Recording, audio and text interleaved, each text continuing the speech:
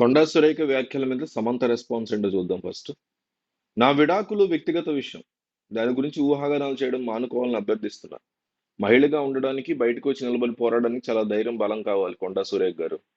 ఈ ప్రయాణం నన్ను మార్చినందుకు గర్వపడుతున్నా. దయచేసి చిన్నచూపు చూడకండి. ఓ మంత్రిగా మీ మాటలకు విలువ ఉంటుందని మీరు గ్రహించారని ఆశిస్తున్నాను.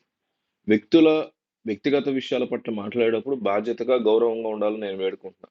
నా విడాకులు పరస్పర అంగీకారం. సామరస్యపూర్వకంగా జరిగాయి. ఎటువంటి రాజకీయ ప్రమేయం లేదు. దయచేసి నా పేరుని రాజకీయాలకు దూరంగా ఉంచగలరా? నేనెప్పుడు రాజకీయాలకు అతీతంగా ఉంటాను. అలాగే ఉండాలని నేను కోరుకుంటున్నానని సమంత చెప్పారు. మంత్రి కొండా సురేఖ చేసినటువంటి వ్యాఖ్యలకి నాగ చైతన్య కూడా ఖండించారు. ఈ మేరకు తన తండ్రి నాగార్జున చేసిన ట్వీట్‌ని ఆయన రీట్వీట్ చేశారు. గౌరవనీయ మంత్రివర్యులు శ్రీమతి కొండా సురేఖ గారి వ్యాఖ్యలను తీవ్రంగా ఖండిస్తున్నారు. రాజకీయాలకు దూరంగా ఉండే సినీ ప్రముఖుల జీవితాన్ని మీ ప్రత్యర్థులని విమర్శించేందుకు వాడుకోకండి. దయచేసి సాటి మనుషుల వ్యక్తిగత జీవితాన్ని గౌరవించండి. బాధ్యత కలిగిన పదవిలో ఉన్న మహిళగా మీరు చేసిన వ్యాఖ్యలు మా కుటుంబం పట్ల మీరు చేసిన ఆరోపణలు పూర్తిగా అసంబద్ధం, అబద్ధం. తక్షణమే మీ వ్యాఖ్యలను వెనక్కి తీసుకోవాలని కోరుతున్నాను అని నాగ చైతన్య పోస్ట్ చేశారు. బీసీ మహిళలైన తన మీద అసభ్యకర పోస్టులు పెట్టడం బాధాకరమని కొండా సురేఖ దీనికి ముందు ఆవేదన వ్యక్తం చేశారు.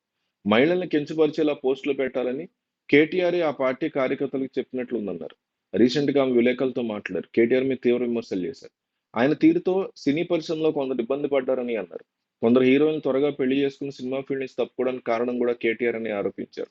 అంతేకాకుండా నాగార్జున కుటుంబంలో చోటు చేసినటువంటి పరిస్థితులకి కేటీఆర్ కారణమని, ఎన్ కన్వెన్షన్ సెంటర్ కూల్చకుండా ఉండాలంటే సమంతని కేటీఆర్ వద్దకు పంపించాలని కేటీఆర్ ప్రెషర్ పెట్టారని, దాంతో నాగార్జున సమంత మీద ప్రెషర్ పెట్టారని, ఆ ప్రెషర్ తట్టుకోలేక సమంత విడాకులు తీసుకుని వెళ్ళిపోయిందంటూ ఆమె ఏమాత్రం సంబంధం లేని అసంబద్ధమైనటువంటి వ్యాఖ్యలు చేశారు. అది తీవ్ర దుమారం రేపింది. దాని మీద వైసీపీ చాలా తీవ్రంగా ఖండించింది ఆమె వ్యాఖ్యలు. జగన్మోహన్ రెడ్డి అత్యంత కోపంతో స్పందించారు.